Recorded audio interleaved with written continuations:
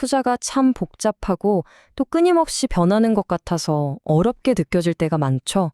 하지만 만약 수십 년 동안 단 한 번도 흔들리지 않은 그런 단단한 지혜가 있다면 어떨까요?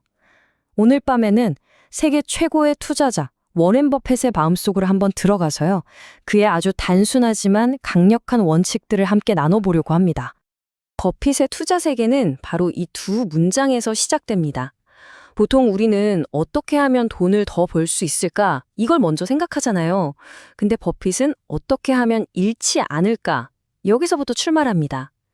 이 방어적인 자세야말로 그의 모든 성공을 가능하게 만든 가장 단단한 기초라고 할 수 있겠죠. 오늘 우리는 먼저 버핏이라는 인물에 대해 알아보고 그의 부를 만들어준 복리의 마법, 그리고 그 마법을 지켜주는 잃지 않는 비결에 대해 살펴볼 거예요. 더 나아가서 위대한 기업을 알아보는 그의 안목과 시장의 광기 속에서도 평정심을 유지하는 법, 그리고 이 모든 것을 아우르는 그의 변치 않는 지혜까지 차근차근 함께 따라가 보겠습니다. 자, 첫 번째 이야기입니다. 그의 투자 원칙을 제대로 이해하려면요. 먼저 오마하에 사는 한 평범해 보이는 할아버지 워렌 버핏이라는 사람 자체를 알아야 합니다. 그의 삶이 곧 그의 철학이니까요. 사람들은 보통 그의 엄청난 재산을 먼저 떠올리지만 버핏의 진짜 힘은 의외로 그의 소박한 삶에 있습니다. 돈의 액수가 아니라 수십 년간 한결같은 그 삶의 태도에서 그의 모든 지혜가 나오거든요. 1958년에 산 집에서 아직도 살고 비싼 차 대신 평범한 중고차를 몰고 또 매일 아침 맥도날드 햄버거로 하루를 시작하는 건 아주 유명한 이야기죠. 이게 단순히 돈을 아끼는 절약 정신을 넘어서는 거예요. 자신이 정말 가치 있다고 믿는 것에만 집중하고 나머지는 그냥 무시해버리는 그의 투자 철학이 삶에 그대로 녹아있는 거죠. 자, 그럼 이제 버핏을 세계적인 부자로 만든 가장 강력하면서도 아주 조용한 힘, 바로 복리의 마법에 대해 이야기해 볼게요.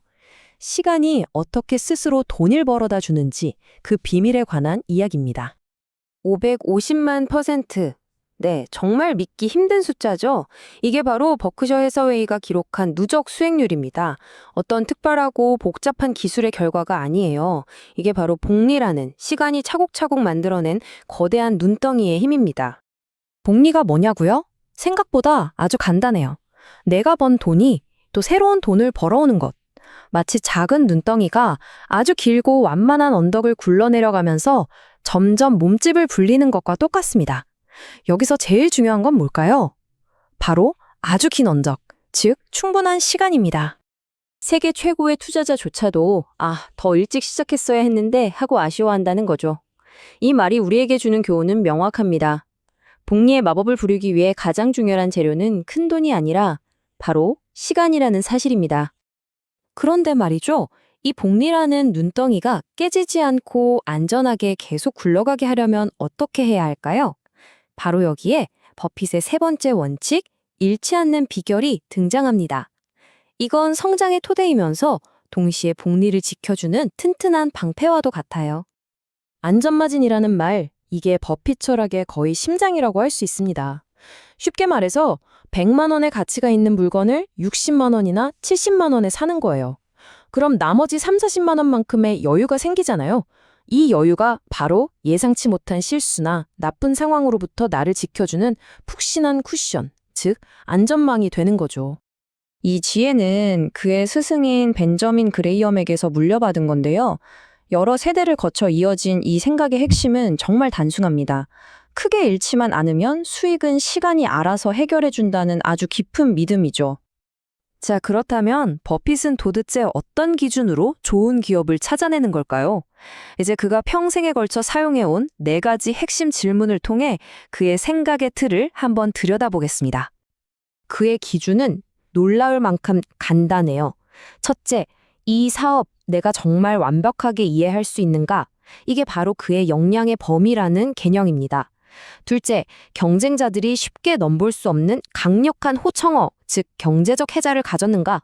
마치 성을 튼튼하게 지키는 강처럼 말이죠. 셋째, 회사를 이끄는 사람들이 정직하고 유능한가? 그리고 마지막으로 이 모든 걸 고려했을 때 가격이 합리적인가? 이 네 가지 질문에 모두 네 라고 확신할 수 있을 때만 그는 움직입니다. 그런데 여기서 그의 철학에 아주 중요한 변화가 한번 생깁니다. 그의 오랜 파트너 찰리 먼거의 영향이었는데요. 예전에는 적당한 기업을 아주 싼 가격에 사는 걸 선호했다면 나중에는 아주 훌륭한 기업을 적당한 가격에 사는 쪽으로 방향을 바꿉니다.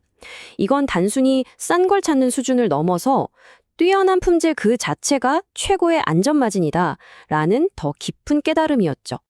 좋은 기업을 고르는 법을 알았다고 해도 사실 진짜 어려운 건 따로 있죠.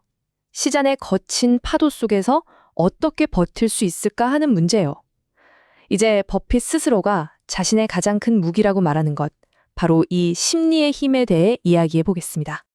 아마 시장에 대한 그의 조언 중 가장 유용한 말일 거예요.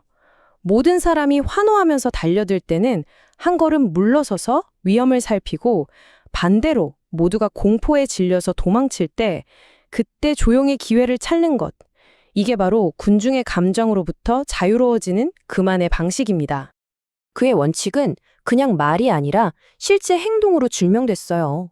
2008년 금융위기 때처럼 시장이 온통 공포에 휩싸였을 때 그는 오히려 과감하게 투자에 나섰죠. 반대로 닷컴 버블 때처럼 모두가 탐욕에 취해 있을 땐 자신이 이해하지 못하는 분야라며 조용히 때를 기다렸습니다. 자, 지금까지 버핏의 여러 원칙들을 하나씩 살펴봤는데요. 이제 마지막으로 이 모든 것을 하나로 묶는 그의 변치 않는 지혜에 대해 생각해보면서 오늘 이야기를 마무리해볼까 합니다. 이 말 속에는 그의 아주 깊은 신념이 담겨 있어요. 단기적인 위기는 언제나 있었지만 길게 보면 인간의 창의성과 혁신은 결국 세상을 더 나은 곳으로 이끌 거라는 그런 확고한 낙관론 말이죠. 이것이 바로 그가 수많은 폭풍우 속에서도 흔들리지 않게 잡아준 닷과 같은 역할을 했습니다. 결국 버핏의 지혜는 단지 돈을 버는 기술에 대한 이야기만은 아닌 것 같아요. 감정 대신 이성으로 판단하고 조급함 대신 인내심을 갖고 눈앞의 현상 너머에 있는 본질적인 가치를 믿는 것. 이건 좋은 투자를 넘어서 좋은 삶을 위한 원칙이기도 하겠죠. 그가 왜 그렇게 소박하게 살았을까요? 이 말을 들어보면 조금은 이해가 갑니다. 자신에게는 더 이상 큰 의미가 없는 부가 그걸 정말 필요로 하는 다른 사람들에게는 훨씬 더 큰 가치를 만들어낼 수 있다는 생각.